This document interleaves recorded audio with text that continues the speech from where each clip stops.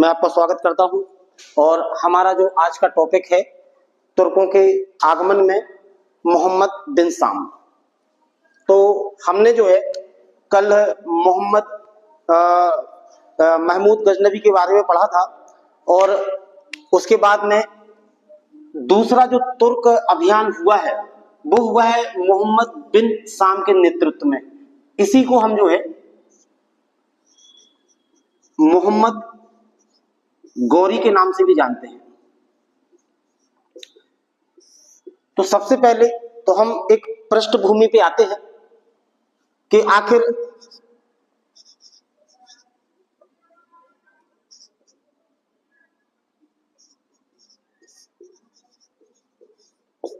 महमूद गजनबी द्वारा स्थापित एक विशाल साम्राज्य का किस प्रकार से जो है विघटन हुआ, और मोहम्मद गौरी के द्वारा किस प्रकार भारत में एक स्थायी और विस्तृत साम्राज्य की स्थापना हुई है।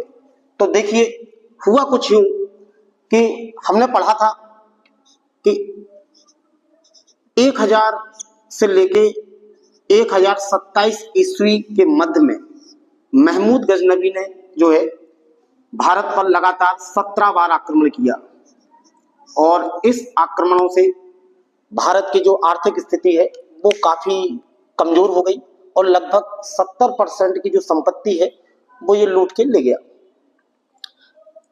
इसने भारत से लूटे हुए धन के द्वारा जो है मध्य एशिया आप समझ रहे हैं, आप अगर विश्व का मानचित्र देखेंगे तो जो है भारत का उत्तर पश्चिमी जो क्षेत्र है, यानी इसके जो ऊपर वाला हिस्सा है, जैसे आप जानते हैं भाई यहाँ से ये पाकिस्तान का बॉर्डर लग जाता है, फिर यहाँ से जो है ये अफगानिस्तान का बॉर्डर है, और इसके ऊपर बहुत सारे तान हैं, जैसे आपका उज्बेकिस्तान, किर्गिस्तान, तुर्कमेनिस्तान, कजाकिस्तान।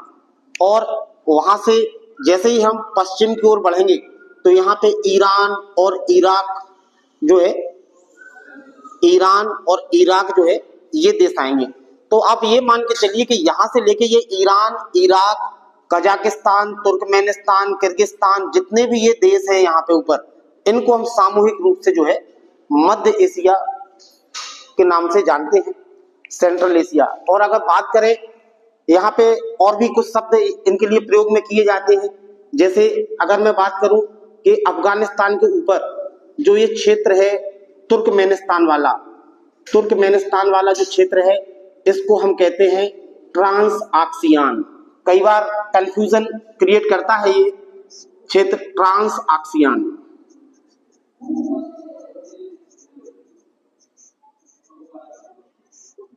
और जो ये ईरान वाला क्षेत्र है, इसको हम जानते हैं माइनर एशिया के नाम से।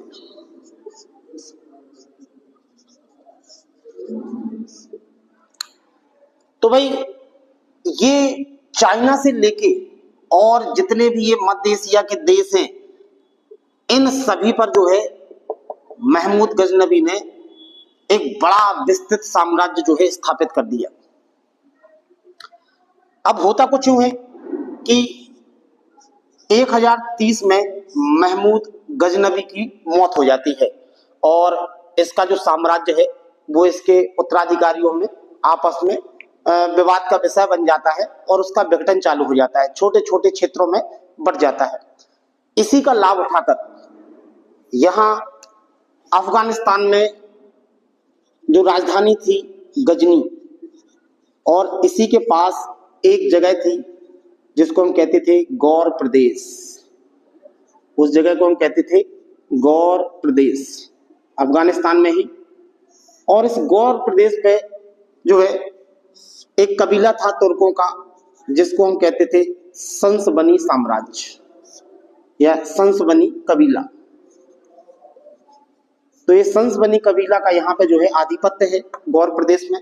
हालांकि महमूद गजनबी के समय जो है ये यहाँ पे एक जागीरदार के तौर पे रहते होंगे, लेकिन जैसे ही महमूद गजनबी की मौत हुई तो इसके बाद अराजकता का लाभ उठाकर इन्होंने गजनी पर अटैक कर दिया। तो हम देखते हैं गौर प्रदेश में जो पहला सरदार था वो था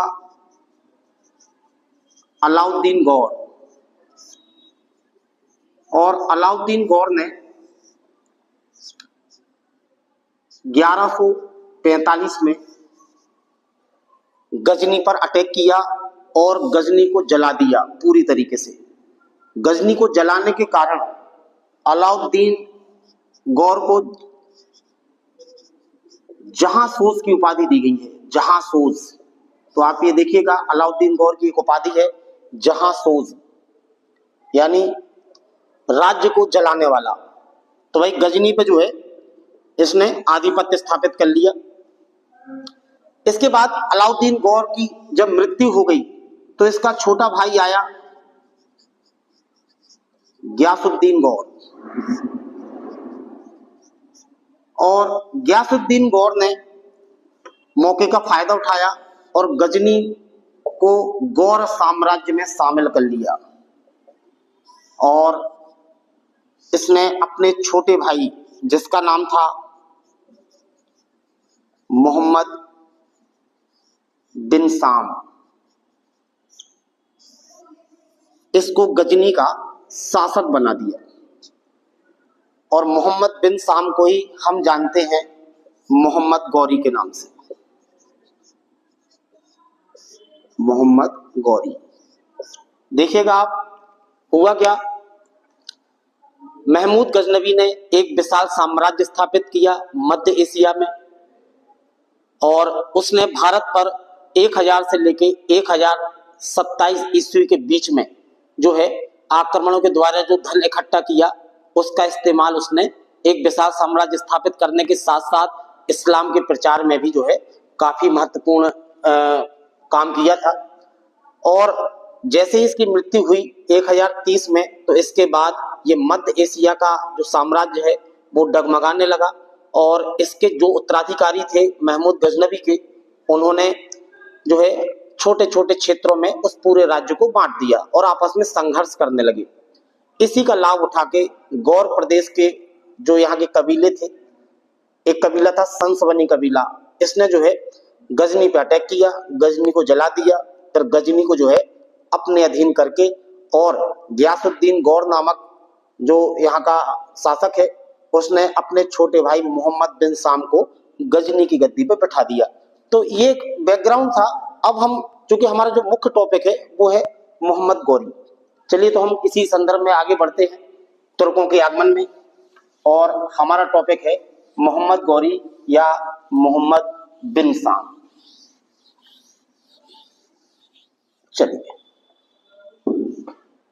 तो सबसे पहले मोहम्मद बिन साम जो इसका राज्याभिषेक हुआ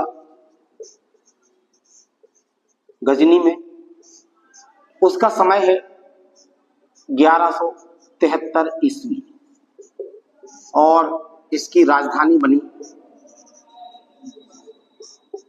गजनी।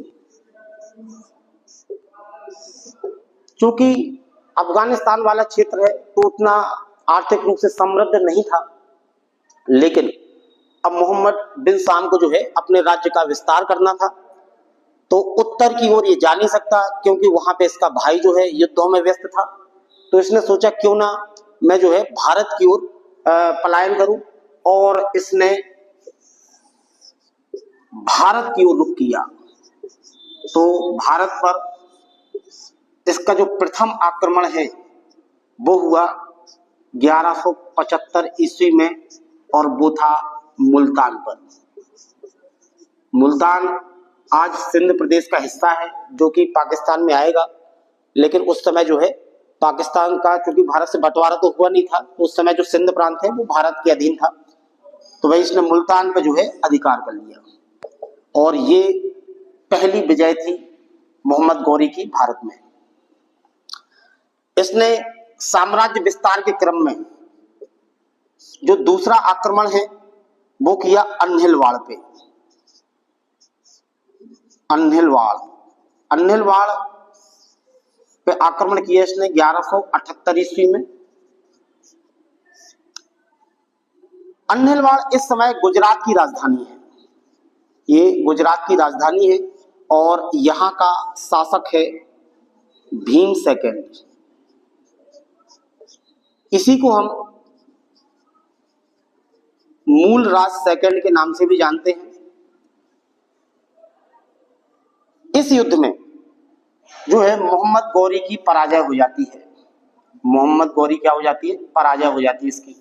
तो प्रश्न ये है कि मोहम्मद गौरी की प्रथम पराजय कब हुई थी? तो अन्नेलवाड़ के युद्ध में 1178 में गुजरात अभियान के दौरान जो है मोहम्मद गौरी पराजित हुआ था और मोहम्मद गौरी वापस गजनी लौट जाता है और सुधार करता है कि आखिर ऐसा क्या किया जाए कि भाई भारत के अधिकांश क्षेत्रों पे कब्जा कर लिया जाए।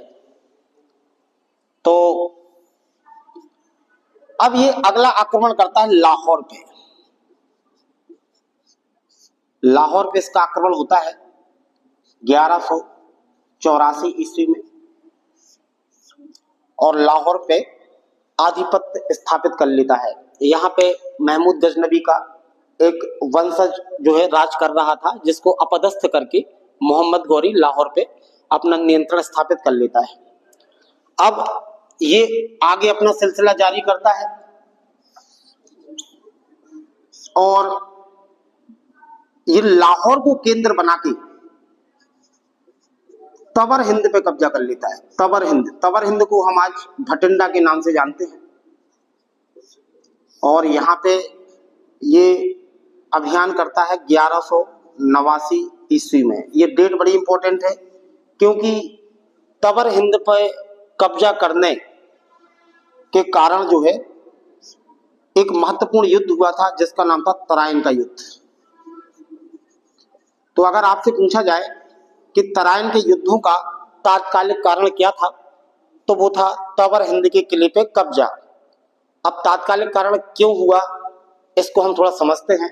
तो आपको पता ही है कि भाई जो इस समय की स्थिति है, इस समय जो भारत का क्षेत्र है यहाँ पे एक शक्तिशाली राजा राज कर रहा है और उसका नाम है पृथ्वीराज चौहान, जो कि दिल्ली का शासक है इस समय 1189 में। और दिल्ली का राजा कौन है? पृथ्वीराज चौहान। नाम सुना होगा आपने, पृथ्वीराज चौहान। और इसको हम तृतीय कहते हैं, पृथ्वीराज चौहान तृतीय। और इसी का एक और नाम हमें देखने को मिलता है और वो है राय पिथौरा। इसके बारे में भी हम चर्चा करेंगे अभी आगे। अभी हम अपने विषय पे ही रहते हैं। तो भाई ये दिल्ली है और ये है आपका तबर हिंद, भटिंडा। तो जो भटिंडा है वो दिल्ली की टेरिटरी में आ रहा है, यानी पृथ्वीराज चौहान का इस पे आधिपत्य है। तो पृथ्वीराज चौहान को जब ये बात पता चलती है कि तबर हिंद पे जो है मोहम्मद गौरी नामक एक विदेशी आक्रमणकारी ने कब्जा कर लिया है, तो वो उसको एक संदेश भेजता है कि ये हमारा क्षेत्र है और आप उससे हट जाओ। लेकिन मोहम्मद गौरी जो है ये पीछे नहीं हटता है। यहाँ पर डाल देते हैं मोहम्मद गौरी। मोहम्मद गौरी और मोहम्मद बिन साम एक ही व्यक्ति है। ये मोहम्मद गौरी जो है तबर हिंद पे कब्जा करके बैठा है। पृथ्वीराज चौहान मैसेज भेजते हैं, संदेश भेजते हैं कि भाई आप हमारे क्षेत्र से पीछे हट जाओ, लेकिन मोहम्मद गौरी नहीं मानता है। और यही कारण है कि भाई तराइन के मैदान में एक युद्ध छिड़ जाता है। तो यहाँ पे एक युद्ध होता है, तराइन का प्रथम युद्ध। तराइन का प्रथम युद्ध और ये होता है 1191 ईस्वी में। किस किस के बीच हुआ?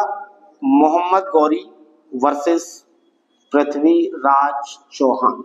शॉर्ट में लिख रहा हूं, समझते चलिएगा। मोहम्मद गौरी वर्सेस पृथ्वीराज चौहान। और इस युद्ध में जो है पृथ्वीराज चौहान के साथ भारत के लगभग सभी राजपूत राजा शामिल होते हैं, सभी राजपूत राजा। और इस युद्ध में मोहम्मद गौरी की जो है बहुत बुरी तरीके से शिकस्त हो जाती है। मोहम्मद गौरी बहुत बुरी तरीके से जो है पराजित हो जाता है। और वापस चला जाता है गजनी।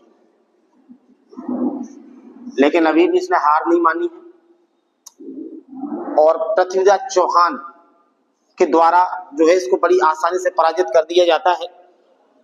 तो पृथ्वीराज चौहान को लगता है कि ये जो प्रतिद्वंदी है थोड़ा सा सरल है, लेकिन दरअसल ऐसा नहीं था। मोहम्मद गौरी पुनः रणनीति बनाता है और एक वर्ष बाद ये जो है अपनी रणनीति से 3 लाख की सेना लेके पुनः पृथ्वीराज चौहान के ऊपर अटैक करने के लिए बढ़ता है और तराइन के मैदान में ही पुनः एक युद्ध होता है। तराइन का द्वितीय युद्ध कहलाता है वो, तराइन का द्वितीय युद्ध। और इस युद्ध की जो डेट है वो है 1192 ईस्वी। डेट बड़ी इंपॉर्टेंट है, कई बार मैचिंग के लिए आ जाती है ये। और इस युद्ध में एक तरफ मोहम्मद गौरी है और एक तरफ जो है पृथ्वीराज चौहान है। हालांकि पृथ्वीराज चौहान इस युद्ध के लिए बिल्कुल भी तैयार नहीं था।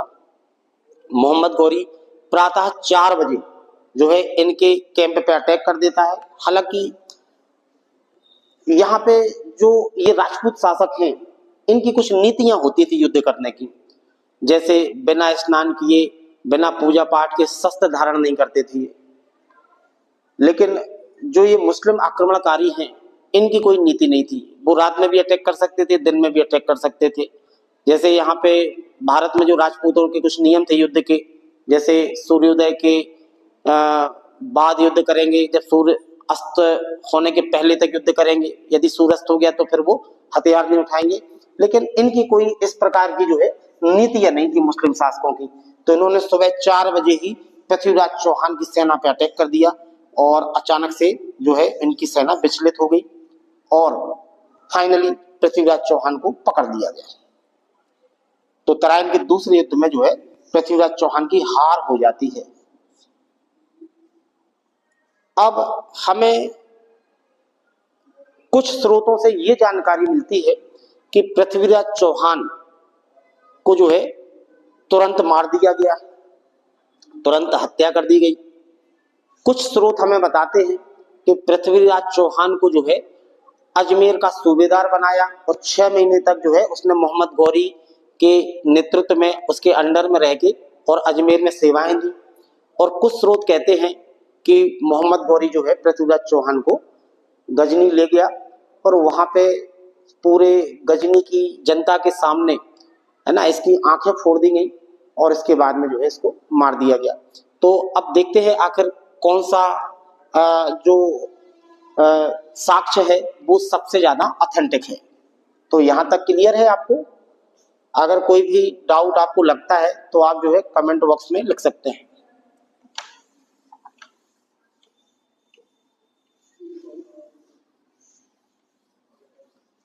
तो मुद्दा है कि आखिर पृथ्वीराज चौहान की जब पराजय हुई तो उस पराजय के पश्चात पृथ्वीराज चौहान के साथ में किया क्या गया।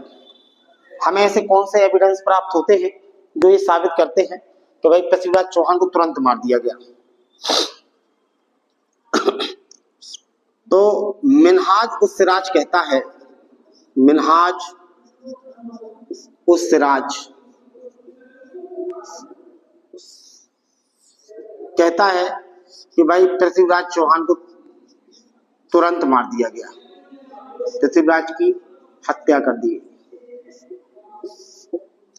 दूसरा है हमें अजमेर से सिक्के प्राप्त हुए हैं, अजमेर से हमें कुछ सिक्के प्राप्त हुए हैं।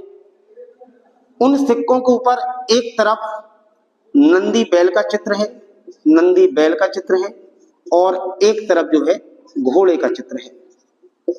नंदी बैल पृथ्वीराज चौहान का प्रतीक था, उसका चिन्ह है ये पृथ्वीराज चौहान का, और घोड़ा चिन्ह है मोहम्मद गौरी का, मोहम्मद गौरी का। तो ऐसा माना जाता है, इन सिक्कों से ऐसा अनुमान लगाया जाता है कि भाई एक तरफ मोहम्मद गौरी का चित्र है यानी घोड़ा बना हुआ है और एक तरफ पृथ्वीराज चौहान का चिन्ह है यानी कि नंदी बैल बना है। तो ये नंदी बैल अगर एक तरफ बना है तो हो ना हो ये इसके नियंत्रण में यहाँ पे जो है कुछ समय तक इसने शासन किया है, ऐसा इससे अनुमान लगा सकते हैं हम। एक और मुद्दा है कि पृथ्वीराज चौहान को तराइन के द्वितीय युद्ध में जब पराजित किया गया तो उसके बाद में इसको जो है गजनी ले जाया गया। तो ये हमें साक्ष्य कौन देता है? ये देता है पृथ्वीराज चौहान का जो दरबारी कवि है, पृथ्वीराज चौहान का जो दरबारी कवि है, दरबारी कवि का नाम जो है चंद्रबरदाई है, इसका चंद्रबरदाई।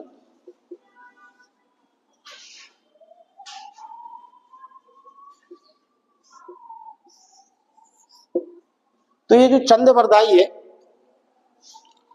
ये अपनी रचना पृथ्वीराज रासो में बताता है, पृथ्वीराज रासो में बताता है।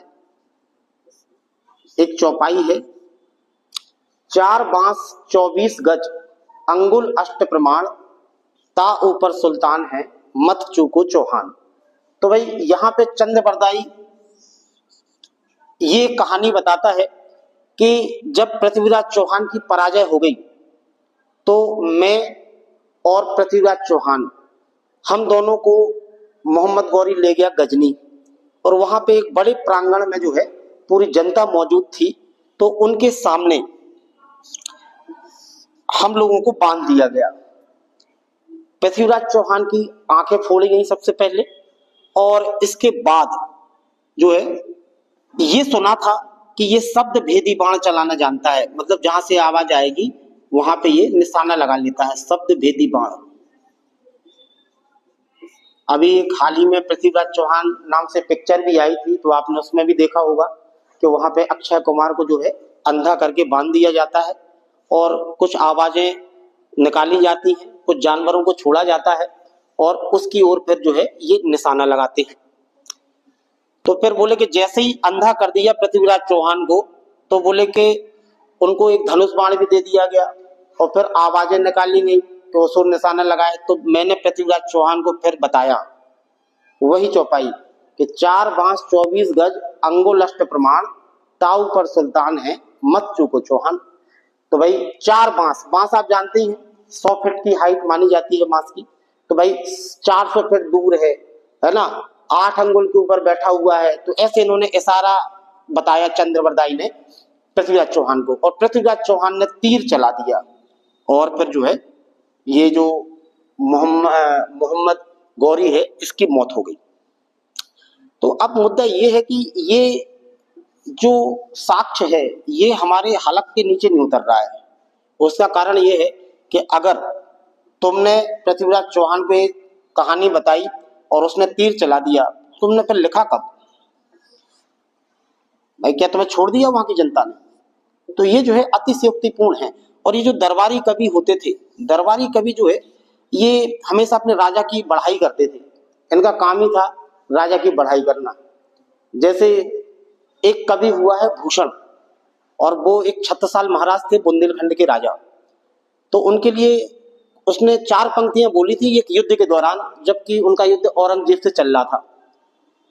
भुज भुज गैस की बेसंगनी भुजंगनी सी, खेदी खेदी खाती दी दारुण दलन के, बख्तर पाखरन बीच धसे जाती मीन, पैरी पार जात परवाह जो जलन के। इसका मतलब है कि जब छत्रसाल महाराज तलवार चलाते थे तो ऐसा लगता था कि 1000 नागिन फुंकार रही हो, बस चढ़ा देते थे चने के झाड़ पे और वो राजा बेचारा मारा जाता था।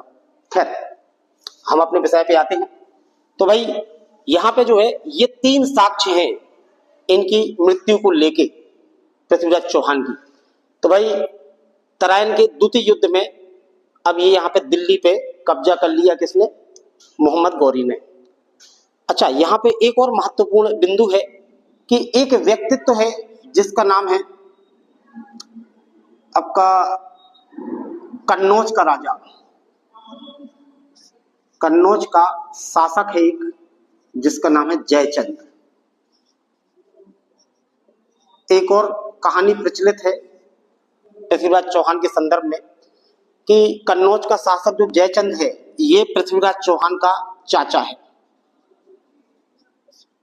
जयचंद ने अपनी बेटी संयोगिता का स्वयंवर रखा था। अपनी बेटी संयोगिता का स्वयंवर रखा था। स्वयंवर होता था कि भाई इसमें जो राजकुमारियां होती थी वो अपने वर का वर्ण करती थी अपनी स्वेच्छा से। और पृथ्वीराज चौहान संयोगिता से प्रेम करता था। ये जो पृथ्वीराज है, पृथ्वीराज संयोगिता से प्रेम करता था, लेकिन जयचंद ये नहीं चाहता था। तो ये पृथ्वीराज चौहान संयोगिता का अपहरण कर लेता है, अपहरण कर लेता है और इससे विवाह कर लेता है। ये चीज जयचंद को बिल्कुल ही पसंद नहीं आती है और इसमें ये अपना अपमान महसूस करता है। तत्पश्चात जब मोहम्मद गौरी का आक्रमण होता है भारत पे, तो जयचंद मोहम्मद गौरी की मदद करता है पृथ्वीराज चौहान को पराजित करने में, है ना। तो इसको भी विभीषण की तरह घर का भेदी माना जाता है और ये बाकी राजपूत राजाओं को भी द्वितीय युद्ध में पृथ्वीराज चौहान की मदद करने के लिए मना करता है। तो एक ये कारण है पृथ्वीराज चौहान की पराजय का कि जयचंद की गद्दारी। खैर, अब अगला क्रम क्या है मोहम्मद गौरी का, और वो है कन्नौज पर आक्रमण। कन्नौज पर आक्रमण किस युद्ध का नाम है? चंदावर का युद्ध। ये बड़ा इंपॉर्टेंट है, चंदावर का युद्ध। और ये युद्ध होता है 1194। अब चूंकि जयचंद तो मदद करता है गौरी की, लेकिन अब गौरी ये सोचता है कि जब तो अपनों का नहीं हुआ तो मेरा क्या होगा, और वो जो है जयचंद की हत्या करके इस युद्ध में विजय हासिल करता है और कन्नौज को भी अपने आधिपत्य में ले लेता है। और कन्नौज को अपने आधिपत्य में लेने के पश्चात वो लक्ष्मी आकृति के सिक्के ढलवाता है। यहाँ पे ये इंपॉर्टेंट है, लक्ष्मी आकृति के सिक्के। दरअसल कन्नौज काफी शक्तिशाली राज्य है और ये चाहता है कि जो हिंदू हैं उनकी धार्मिक भावनाएं आहत ना हो, इसलिए ये एक सिक्का ढलवाता है और उसमें एक तरफ लक्ष्मी जी की आकृति को उकेर देता है ना। और इस प्रकार से जो है इससे वहां के हिंदू इससे सेटिस्फाई हो जाते हैं, चलो ठीक है भाई हमारे देवी देवताओं की जो है ये इज्जत करता है। तो इस प्रकार से ये लक्ष्मी आकृति के सिक्के कब ढाले गए? तो चंदावर युद्ध की विजय के पश्चात मोहम्मद गौरी के द्वारा ये ढाले गए थे 1194 में ही।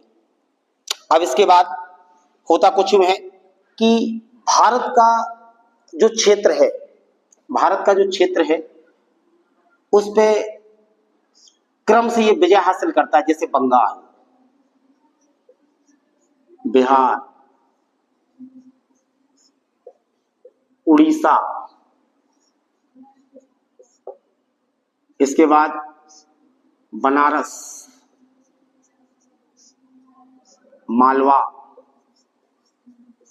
झांसी, मेरठ और आपका गुजरात। ये सारे के सारे जो उत्तर भारत के क्षेत्र है या जो पूर्वी भारत का हिस्सा है और जो पश्चिमी भारत का हिस्सा है ना, इन सभी पे जो है मोहम्मद गौरी के जो सेनापति हैं या उसके हम उनको गुलाम भी कह सकते हैं, उनके द्वारा जो है आधिपत्य स्थापित कर लिया जाता है। तो हम देखते हैं कि आखिर कौन कौन लोग हैं जो मोहम्मद बिन साम के गुलाम हैं और वो किस प्रकार से जो है कहां कहां पे इन्वेस्टमेंट करते हैं।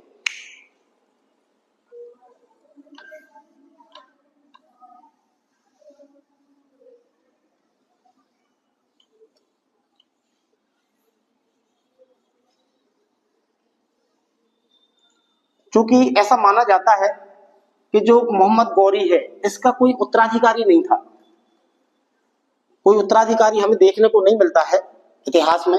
हाँ, इसके गुलाम जरूर थे लाखों की संख्या में वो भी। तो भाई मोहम्मद गौरी के साथ में कौन कौन आया था देखें थोड़ा। देखो मोहम्मद गौरी के जो है 4 गुलाम हमें देखने को मिलते हैं इतिहास में। पहला है कुतुबुद्दीन ऐबक। कुतुबुद्दीन ऐबक दूसरा हमें देखने को मिलता है यालदोज, एक है कुबाचा और एक आ जाएगा बख्तियार खिलजी। बख्तियार खिलजी। तो देखो, मोहम्मद गौरी जो है कुतुबुद्दीन को दायित्व सौंपता है उत्तर भारत का, कि उत्तर भारत पे अभियान जो है तुम करोगे। तो जैसे दिल्ली हो गया, जैसे राजपूताना हो गया, राजस्थान का पूरा हिस्सा, और आपका झांसी, मेरठ यानी जो अवध का हिस्सा है, उत्तर प्रदेश वाला हिस्सा, मालवा जो मध्य भारत का क्षेत्र है, और गुजरात, इन सभी पे जो है इसको दायित्व सौंपा गया कि तुम्हें जो है यहाँ पे युद्ध करने हैं। मोहम्मद गौरी ने यालदोज को नियुक्त किया गजनी में, ताकि गजनी में कोई अटैक ना कर दे, गजनी सुरक्षित रहे, क्योंकि ये तो राजधानी है। कुबाचा को इसने सौंपा सिंध का क्षेत्र, सिंध प्रांत जो पाकिस्तान में है वर्तमान में, और बख्तियार खिलजी को इसने भेजा पूर्वी भारत यानी बंगाल और बिहार, बंगाल और बिहार और उड़ीसा, ये क्षेत्र। तो सबसे पहले इसको देख लेते हैं, क्योंकि सबसे पहले हमारा बख्तियार खिलजी वो व्यक्ति है जिसने नालंदा विश्वविद्यालय में आग लगाई थी। नालंदा विश्वविद्यालय, आपको याद होगा अगर आपने प्राचीन भारत में पढ़ा होगा कि गुप्त काल में एक विश्वविद्यालय स्थापित हुआ था बिहार के नालंदा नामक जगह पे, और वो किया था किसने? कुमारगुप्त ने, है ना, जो कि चंद्रगुप्त विक्रमादित्य का पुत्र था। उसने यहाँ पे एक नालंदा विश्वविद्यालय स्थापित किया था, और ये बौद्ध शिक्षा का एक महत्वपूर्ण केंद्र भी था। परंतु बख्तियार खिलजी चूंकि मुस्लिम आगतताई है, तो इसने जो है नालंदा विश्वविद्यालय में आग लगा दी थी, और जो बंगाल का राजा था उसको पराजित कर दिया था। 18 सैनिकों के दम पे, केवल 18 सैनिक ले गया था ये बंगाल को पराजित करने के लिए, है ना। तो बंगाल पे इसने आधिपत्य स्थापित कर लिया, और वहां की राजधानी थी नादिया, नादिया पे कब्जा कर लिया। यहाँ पे बंगाल के राजा का जो दरबारी कवि है वो महत्वपूर्ण है। तो बंगाल का राजा था यहाँ पे लक्ष्मण सेन, और इसका एक दरबारी कवि था जयदेव। तो प्रश्न यहां से बनता है कि गीत गोविंद नामक किसकी रचना है ये? गीत गोविंद रचना जो है किसकी है? तो गीत गोविंद रचना जयदेव की है, जो किसके दरबार में था? लक्ष्मण सेन के दरबार में। तो यहाँ पे एक सीधा प्रश्न तो ये बनता है कि नालंदा विश्वविद्यालय को किसने जलाया? तो बख्तियार खिलजी। ठीक, इसके बाद यालदोज को जो है गजनी सौंप दिया इसने, कुबाचा को सिंध प्रांत सौंप दिया है, और ऐबक को उत्तर भारत का पूरा क्षेत्र। अब आप ये देखिए कि कुतुबुद्दीन ऐबक ने जो है दिल्ली पे अधिकार किया जब, तो यहाँ पे एक मस्जिद बनवाई थी, कुब्बत उल इस्लाम मस्जिद। कुब्बत उल इस्लाम मस्जिद आज भी है। ये कुतुब मीनार का जो प्रांगण है उसमें आपको देखने को मिल जाएगी, काफी अच्छी नक्काशी की गई है, और मेहराब वगैरह का भी प्रयोग हुआ है उसमें। तो कुतुबुद्दीन ऐबक जो है ये सल्तनत काल का संस्थापक माना जाएगा। अभी ये सल्तनत का पीरियड जो है शुरू होगा इसके बाद, मोहम्मद गौरी के बाद में। तो एक दिल्ली में इसने जो है मस्जिद स्थापित करी, और ये उत्तर भारत की पहली मस्जिद है। हालांकि आपको तो ज्ञात होगा अगर आपने पढ़ा होगा कभी इस्लाम के बारे में, तो जो पहली मस्जिद भारत की है वो है जुमा मस्जिद, और वो पड़ेगी कहाँ पे? केरल में। दूसरा मुद्दा यह है कि कुतुबुद्दीन ऐबक पहला ऐसा मुस्लिम आक्रमणकारी है जिसने उज्जैन स्थित महाकाल मंदिर को लूटा था, है ना। उज्जैन में जो है महाकाल मंदिर को लूटने वाला ये पहला आतताई है। और अपन अभी कुतुबुद्दीन ऐबक को जब पढ़ेंगे तो उसमें डिटेल में देखेंगे क्या कृष्ण और क्या क्या यहाँ पे चीजें स्थापित की हैं और क्या क्या चीजें जो है इसने यहाँ पे जमींदोज कर दी है। खैर, अब होता कुछ यूं है कि भाई ये तो मर गया बख्तियार खिलजी। अच्छा, इसके बाद क्या होता है कि बख्तियार खिलजी की हत्या हो जाती है यहाँ पे, है ना, तो ये खत्म हो गया। अब बचे केवल 3। अब मोहम्मद गौरी के साथ एक घटना घटती है कि 1202 में इसका जो भाई अपन ने स्टार्टिंग में देखा था गयासुद्दीन गौर, गयासुद्दीन गौर की मृत्यु हो जाती है। गयासुद्दीन गौर की क्या हो जाती है? मृत्यु हो जाती है इसकी। अब इसका कोई उत्तराधिकारी नहीं है और ये कहाँ का है? गौर प्रदेश का जो है शासक है। और इस समय तक गयासुद्दीन गौर उज्बेकिस्तान को भी अपने पोजीशन में ले चुका है। अब मोहम्मद गौरी ये सोचता है कि भारत का तो ठीक है, मिल ही गया साम्राज्य हमें, और अब क्यों ना उत्तर की ओर बढ़ा जाए और जो ट्रांस आक्सियन वाला क्षेत्र है तुर्कमेनिस्तान वाला, उस पर कब्जा किया जाए और अपने भाई का जो राज्य है उस पर भी नियंत्रण स्थापित किया जाए। तो मोहम्मद गौरी 1202 में जाता है अपने भाई के राज्य को संभालने के लिए। लेकिन वहां पे जो उज्बेक शासक है, उज्बेकिस्तान के उज्बेक शासक ही काफी पावरफुल हैं और यहाँ पे मोहम्मद गौरी का उज्बेकों के साथ में एक युद्ध होता है। इसको हम कहते हैं अंधखुद का युद्ध, अंधखुद का युद्ध। और इस युद्ध में मोहम्मद गौरी पराजित हो जाता है। अब इसको ये लगता है कि यहाँ पे तो पार पाना आसान नहीं है, इस चक्कर में कहीं भारत का राज्य और न चला जाए। अच्छा, एक बात और होती है कि भारत में ये अफवाह फैल जाती है कि मोहम्मद गौरी यहाँ पे मारा गया और भारत में जो हिंदू राज्य है वो अपने आप को स्वतंत्र करने लगते हैं, यानी विद्रोह होने लगता है। तो मोहम्मद गौरी यहाँ का राज्य छोड़ के वापस भारत आता है और यहाँ पे जो उत्तर पश्चिमी सीमा क्षेत्र है हमारा सिंध प्रांत में, सिंध प्रांत में एक जनजाति निवास करती है जिसको हम कहते हैं खोखर, खोखर जनजाति। मैंने आपको बताया था कि अरबों के और भारतीयों के मिलन से एक नया संप्रदाय बना था जिसका नाम था करमतीय संप्रदाय। इसी को हम कहते हैं करमतीय संप्रदाय। तो ये लोग विद्रोह करते हैं गौरी के खिलाफ और गौरी इनके विद्रोह को दबा देता है। लेकिन 1205 में सिंध प्रांत में एक जगह है जिसका नाम है दमयक।